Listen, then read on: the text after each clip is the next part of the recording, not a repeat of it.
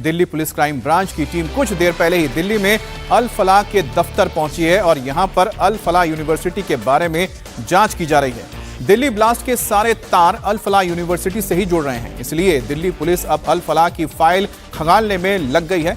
और ये तस्वीरें आप देखिए, दिल्ली के शाहीन बाग बाटला हाउस इलाके में इस वक्त दिल्ली पुलिस की टीम पहुंची है, जो अल फलाह के दफ्तर से दस्तावेजों की छानबीन और साथ ही साथ इससे जुड़े तमाम लोगों के साथ पूछताछ के लिए पहुंची है। तो ये तस्वीरें आप देख रहे हैं, इस वक्त दिल्ली में मौजूद अल फलाह के दफ्तर में इस वक्त दिल्ली पुलिस की जांच टीम पहुंची है। फाइलें खंगाली जा रही हैं, कई सारे सवाल पूछे जा रहे हैं, किस तरह से ये यूनिवर्सिटी तैयार की गई, जमीन कहां से आई, कहां से इसकी फंडिंग होती है। मेरे साथ मेरे सहयोगी अभय पराशर जुड़ गए हैं। अभय, दिल्ली पुलिस की टीम इस वक्त पहुंची है अल फलाह के दफ्तर पर, क्या कुछ हो रहा है वहां? देखिए, बिल्कुल क्राइम ब्रांच की टीम जो है वो पहुंची है शाहीन बाग के अंदर अल फलाह का जो रजिस्टर्ड ऑफिस है वहां पर पूछताछ करने के लिए। असल में अमित, अल फलाह यूनिवर्सिटी जहां पर हम मौजूद हैं इस वक्त फरीदाबाद में, आज कल तक यहां पर एनआईए की टीम ने पूछताछ की, हरियाणा पुलिस की टीम लगातार यहां पर पहुंच रही थी और जम्मू कश्मीर पुलिस की टीम भी यहां पर पहुंच रही थी, क्योंकि जो भी ये पूरा का पूरा डॉक्टर टेरर मॉड्यूल है उसके तार इसी यूनिवर्सिटी से जुड़े हुए हैं। इसी कैंपस के अंदर जितनी भी संदिग्ध गतिविधियां हुई हैं, जो मीटिंग हुई है, चाहे मुजम्मिल की बात करें या फिर उमर और शाहीन की बात करें, इसी बिल्डिंग के अंदर बैठकर ये पूरी की पूरी साजिश रची गई। यहीं से छोटी छोटी मात्रा में अमोनियम नाइट्रेट जो है यहां से निकालकर अलग अलग जगहों पर इकट्ठा किया गया और उसके बाद गाड़ियों के अंदर इसको प्लांट करने का पूरी प्लानिंग थी, बड़ी साजिश की प्लानिंग थी। तो इन्हीं तमाम चीजों को जानने के लिए, क्योंकि बाद में जिस तरीके से देखा गया कि यूनिवर्सिटी का रजिस्ट्रेशन जो है वो कैंसिल किया गया, यूनिवर्सिटी की जमीन जो है वो किसकी है, किस तरीके से इसका अलॉटमेंट हुआ, क्योंकि बहुत सारे पेज जो है इसी यूनिवर्सिटी के ऊपर फंसे हुए हैं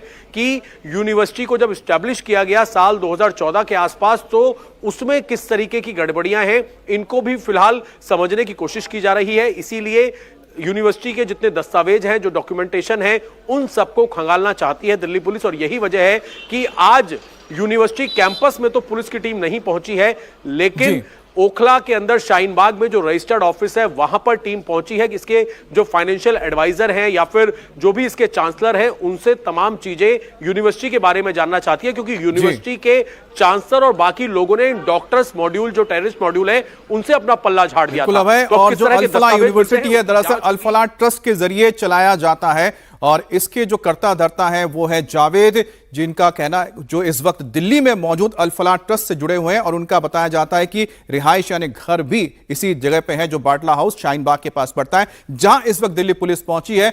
और जो अल फलाह से जुड़े हुए तमाम लोग हैं उनके बैकग्राउंड को भी चेक किया जा रहा है। और जावेद, जिस शख्स का नाम निकलकर सामने आया, उसका ताल्लुक मध्य प्रदेश से है और बताया जाता है कि उसके पीछे की जो बैकग्राउंड है उसकी भी तलाशी और छानबीन इस वक्त दिल्ली पुलिस कर रही है। दिल्ली ब्लास्ट की जांच जैसे जैसे आगे बढ़ी है, डॉक्टर उमर के बारे में चौंकाने वाले खुलासे भी हो रहे हैं।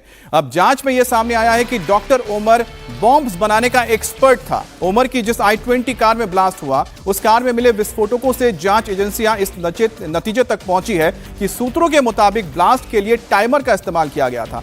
फॉरेंसिक टीम को मौके से पतले तार मिले हैं और जांच एजेंसियों के मुताबिक अभी तक की इन्वेस्टिगेशन में यह सामने आया है कि डॉक्टर उमर ने अमोनियम नाइट्रेट में फ्यूल ऑयल और ट्रांसफार्मर ऑयल मिलाकर यह विस्फोटक तैयार किया था, यानी आईडी तैयार की गई थी, जिसे पतली तार के साथ 3 mm या फिर 9 mm की तार है, बैटरी के साथ टाइमर डिवाइस के साथ जोड़ दिया गया था और इसे स्विच के जरिए जोड़कर कार में इस ब्लास्ट को अंजाम दिया गया था। जहां पर ब्लास्ट हुआ था वहां से एफएसएल की टीम को, जांचकर्ताओं को पतली तार मिली है और जिसके बाद ही यह नतीजे पर पहुंचा जा रहा है कि इस डिवाइस को, इस बम को फोड़ने के लिए टाइमर का इस्तेमाल किया गया था, डेटोनेटर का इस्तेमाल किया गया था। अभय, मेरे सहयोगी मेरे साथ अभी भी जुड़े हुए हैं।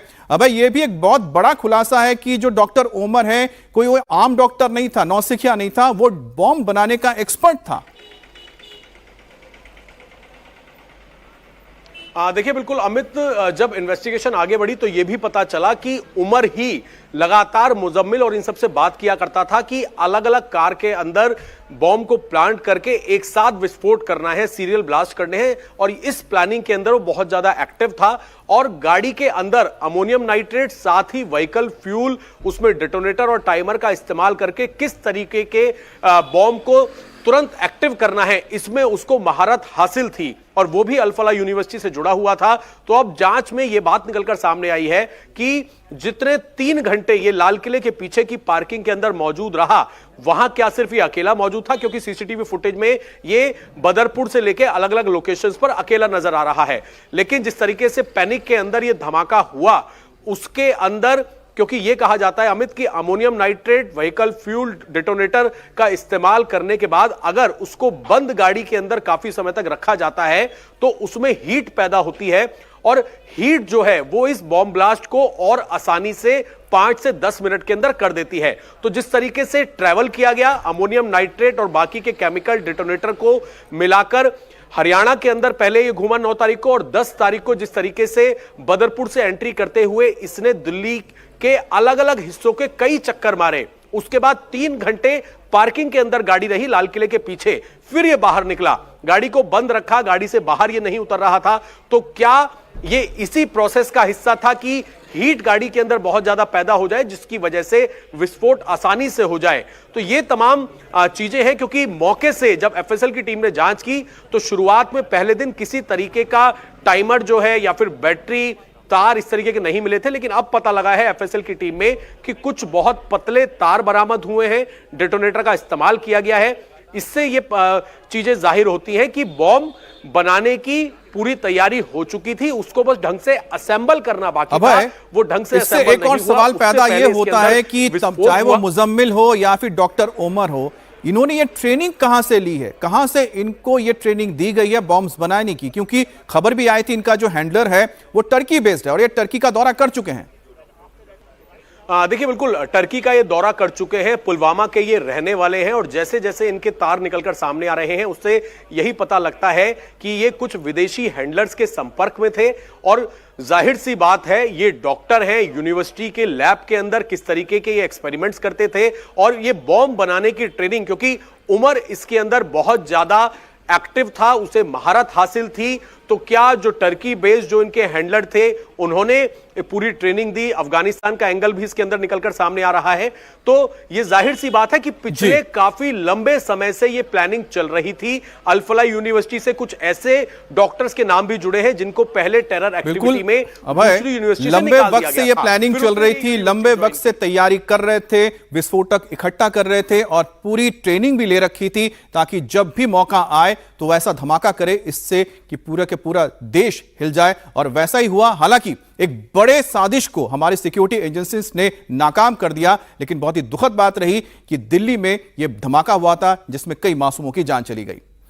अब दिल्ली ब्लास्ट को लेकर एक और बड़ा खुलासा हुआ है। सूत्रों के मुताबिक दिल्ली में हुए धमाके से पहले डॉक्टर शाहीन, डॉक्टर मुजम्मिल और डॉक्टर आरिफ के बीच 1 नवंबर से लेकर 7 नवंबर के बीच कई बार चैटिंग और व्हाट्सएप कॉल हुई थी। आरिफ और शाहीन के बीच में 39 वॉइस कॉल हैं, 43 व्हाट्सएप कॉल हुए हैं और इस दौरान दोनों ने 200 मैसेजेस शेयर किए हैं। हम आपको यह बता दें कि यूपीएस एटीएस की ओर से इस जांच में एजेंसियों ने कश्मीर के अनंतनाग के रहने वाले डॉक्टर आरिफ को कानपुर से हिरासत में लिया है और उससे पूछताछ की जा रही है। डॉक्टर शाहीन, जो कि अल-फलाह टेरर नेटवर्क की एक हिस्सा रही हैं, मुजम्मिल और डॉक्टर ओमर की साथी रही हैं, उसी के जरिए जो जांच एजेंसीज हैं वो डॉक्टर आरिफ तक पहुंची है। डॉक्टर आरिफ को कानपुर से गिरफ्तार किया गया है और बताया जा रहा है कि डॉक्टर शाहीन और डॉक्टर आरिफ के बीच एक लंबी कॉल्स हुए हैं, बातचीत हुई है। अब दिल्ली में लाल किले के बाहर हुए ब्लास्ट की जांच अब हरियाणा के नूंह तक पहुंच चुकी है। नूंह में अब तक 5 लोग हिरासत में लिए जा चुके हैं, इनमें 2 डॉक्टर और एमबीबीएस स्टूडेंट भी है। तीनों का फरीदाबाद की अल-फलाह यूनिवर्सिटी से ही नाता है। फिरोजपुर जिरका से डॉक्टर मोहम्मद, नूह शहर से डॉक्टर रिहान और पुन्हाना के सुनेरा गांव से डॉक्टर मुस्तकीम को अरेस्ट किया गया है। जांच एजेंसियों ने फिरोजपुर जिरका के गांव से डॉक्टर मोहम्मद को हिरासत में लिया है और डॉक्टर मोहम्मद भी अल-फलाह यूनिवर्सिटी से जुड़ा हुआ है, जहां से उसने एमबीबीएस की थी। करीब 3 महीने पहले ही मोहम्मद ने यूनिवर्सिटी से 6 महीने की इंटर्नशिप पूरी की थी और वो नौकरी की तलाश में था। जानकारी के मुताबिक मोहम्मद 15 नवंबर को अल-फलाह यूनिवर्सिटी में ड्यूटी ज्वाइन करने वाला था, लेकिन उससे पहले दिल्ली में ब्लास्ट हुआ और उसके बाद वो ज्वाइन नहीं किए। लेकिन जो तार निकलकर सामने, जो कनेक्शन निकलकर सामने आया है वो डॉक्टर ओमर से ही आया है। पठानकोट से भी एक डॉक्टर रईस को गिरफ्तार किया गया है। डॉक्टर रईस अहमद भट्ट को पठानकोट से गिरफ्तार किया गया है। यहां के मेडिकल कॉलेज में यह सर्जरी का प्रोफेसर रहा है। 2020 और 21 में अल फलाह से जुड़ा था डॉक्टर रईस। साउथ कश्मीर के अनंतनाग के डेली गाम का यह रहने वाला है। मंजूर से हम बात करेंगे। मंजूर, चाहे दिल्ली हो चाहे हरियाणा हो, हर तरफ इस वक्त सर्च ऑपरेशन चल रहा है, एक के बाद एक गिरफ्तारी हो रही है, लेकिन डॉक्टर रईस, एक नया नाम, यह नया शख्स गिरफ्तार हुआ है पठानकोट से, जिसका ताल्लुक अल फलाह से भी है और साउथ कश्मीर से भी है।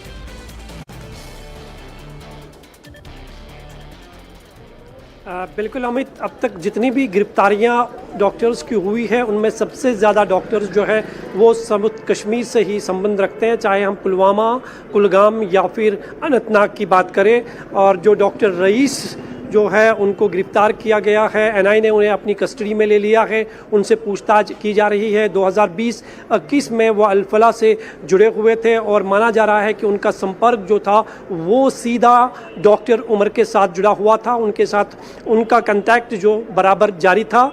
और डॉक्टर उमर का जब नाम सामने आया तो उसके बाद जो है कहीं बड़े गिरफ्तारियां जो है अमल में लाई गई। जितने भी लोग, खासकर जो डॉक्टर्स हैं, उनसे पूछताछ की गई। बहुत सारे ऐसे डॉक्टरों को डिटेन किया गया जो अल फलाह में थे और कश्मीर इस समय छुट्टियों पे आए थे, उनसे भी पूछताछ की गई है और लगातार उन्हें डिटेन किया जा रहा है। और सबसे बड़ी जानकारी जो मिल रही है, मुजम्मिल, डॉक्टर अदील और डॉक्टर उमर, और जो अदील के सबसे बड़े भाई है डॉक्टर मुजफ्फर, जो कि बताया जा रहा है कि दुबई में है और उनके खिलाफ रेड कॉर्नर नोटिस भी जारी किया गया है, वो इस हमले का एक और मास्टरमाइंड माना जा रहा है और वो दुबई बेस्ड में है। और बताया जा रहा है कि मुजम्मिल और उमर ने दोनों ने मुजफ्फर के साथ जो है कांटेक्ट किया था, संपर्क किया था, और उसके बाद ये पाकिस्तान बेस्ड जितने भी हैंडलर्स थे उनके संपर्क में मुजफ्फर के थ्रू आए थे। तो ये एक बहुत बड़ा खुलासा जो है हुआ है। और ये तार जो है अब न सिर्फ कश्मीर से लेकर फरीदाबाद बल्कि इसके कनेक्शंस जो है तुर्की, बांग्लादेश, अफगानिस्तान और पाकिस्तान से सीधे कहीं ना कहीं जुड़े हुए दिखाई दे रहे हैं। जी, जैसा कि मंजूर ने ये बताया कि एक बहुत बड़ा ये खुलासा होने जा रहा है कि किस तरह से ये पूरा नेटवर्क है ना सिर्फ भारत बल्कि भारत के बाहर दुबई तक पहुंचा है, क्योंकि जो आदिल का जो बड़ा भाई है वो भी इसमें रहा है जो दुबई बेस्ड है, और अब उसको लेकर भी पुलिस छानबीन कर रही है, क्योंकि उसी के जरिए ये तमाम जो डॉक्टर्स थे वो पाकिस्तानी आतंकी नेटवर्क के कनेक्शन में आए थे। अब यूपी के हिंदूवादी नेताओं को लेकर हाई अलर्ट जारी किया गया। हिंदूवादी नेताओं की सुरक्षा की समीक्षा कमलेश तिवारी की पत्नी से पुलिस ने अब बात की है। विश्व हिंदू रक्षा परिषद के अध्यक्ष से भी पुलिस की बात हुई है। साध्वी दिव्या गिरी की भी सुरक्षा की समीक्षा की गई है, क्योंकि कमलेश तिवारी की हत्या कर दी गई थी। तो तमाम जो हिंदूवादी नेता है उनको लेकर अब सिक्योरिटी एजेंसियां भी अलर्ट हो गई हैं। विशाल प्रताप सिंह हमारे साथ जुड़ गए हैं। विशाल, इस बारे में और क्या जानकारी, आखिरकार क्यों पुलिस अलर्ट हुई है हिंदूवादी नेताओं को लेकर?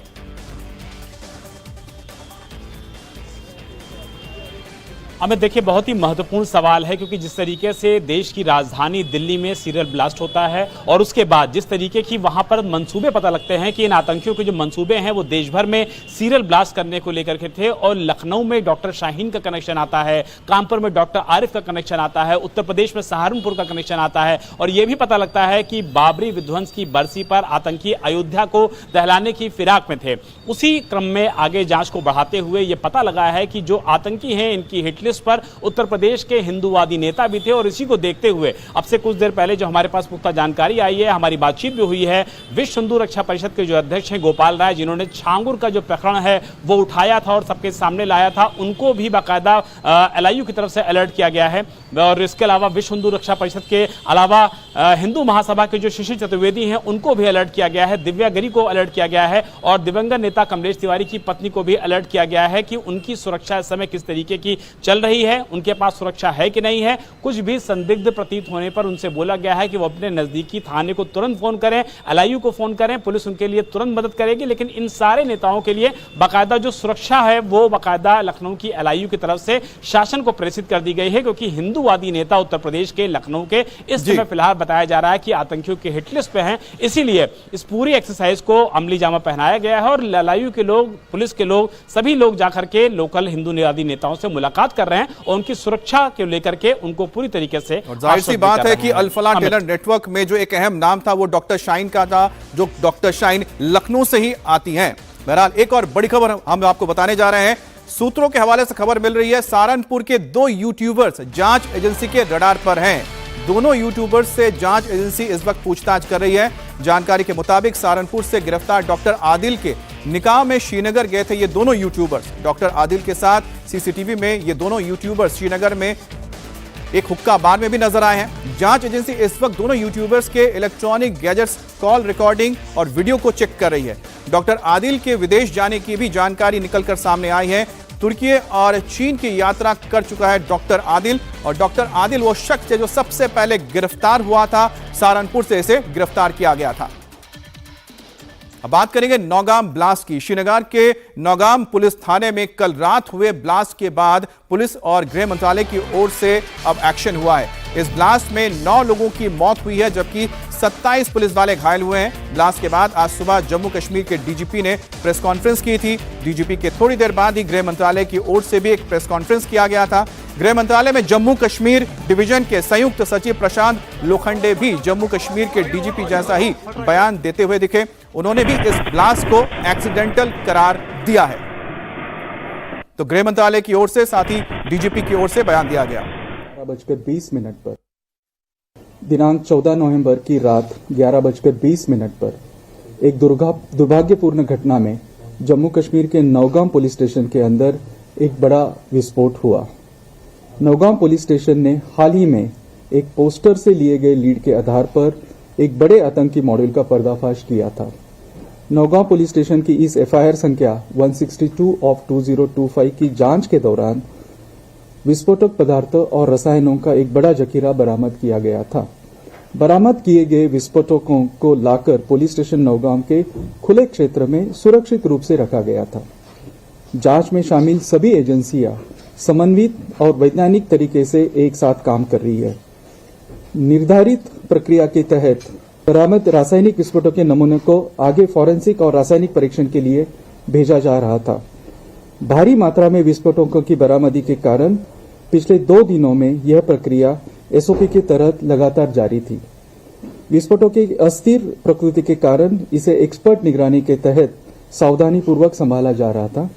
हालांकि उसी के दौरान 14 नवंबर 2025 यानी कि कल रात को लगभग 11:20 बजे अचानक एक्सीडेंटल विस्फोट हुआ। इस दुर्भाग्यपूर्ण घटना में 9 लोगों की मृत्यु हो गई और 27 पुलिसकर्मी, 2 राजस्व अधिकारी और 3 नागरिक घायल हुए। घायलों को तुरंत चिकित्सा उपचार के लिए भेजा गया है। पुलिस स्टेशन की बिल्डिंग को गंभीर क्षति पहुंची है। इसके अलावा आसपास की इमारतें भी क्षतिग्रस्त हुई हैं। घटना के कारणों की जांच की जा रही है। इस घटना के कारण की कोई अन्य अटकलें अनावश्यक है। सरकार दुख की इस घड़ी में मृतकों के परिवार के साथ एकजुटता के साथ खड़ी है। और श्रीनगर में नौगाम पुलिस स्टेशन में गुरुवार रात करीब 11:20 पर यह धमाका हुआ था, जिसमें 9 लोगों की जान चली गई और 29 लोग घायल हो गए। ब्लास्ट की चपेट में पुलिसकर्मी, फॉरेंसिक टीम के लोग भी आए। ब्लास्ट इतना जोरदार था कि इसकी आवाज 30 किलोमीटर दूर तक सुनाई दी थी। ब्लास्ट की वजह से नौगाम पुलिस थाने को भी नुकसान पहुंचा था और साथ ही आसपास की इमारतों को भी इसने डैमेज किया था। आज सुबह से लगातार यहां पर सुरक्षा कड़ी कर दी गई है। किसी को इस तरफ आने की इजाजत नहीं दी गई है और बताया जा रहा है कि जिस जगह पे धमाका हुआ था वहां पर जो फरीदाबाद से बड़ी मात्रा में विस्फोटक बरामद किया गया था उसे रखा गया था। उसकी आगे की जांच होनी थी। पिछले 2 दिन से इन्हें डिफ्यूज किया जा रहा था और कल रात को जब सैंपल के लिए वहां पर जांच की टीम पहुंची थी, जांच एजेंसीज पहुंची थी और एफएसएल के वहां पर लोग मौजूद थे, उसी दौरान अचानक इसमें धमाका होता है, जिसकी चपेट में आने से 9 लोगों की जान चली जाती है। और ये वो आप देख रहे हैं पैकेट्स, जिन पैकेट्स में ये विस्फोटक रखे गए थे इनको डिफ्यूज करने के लिए।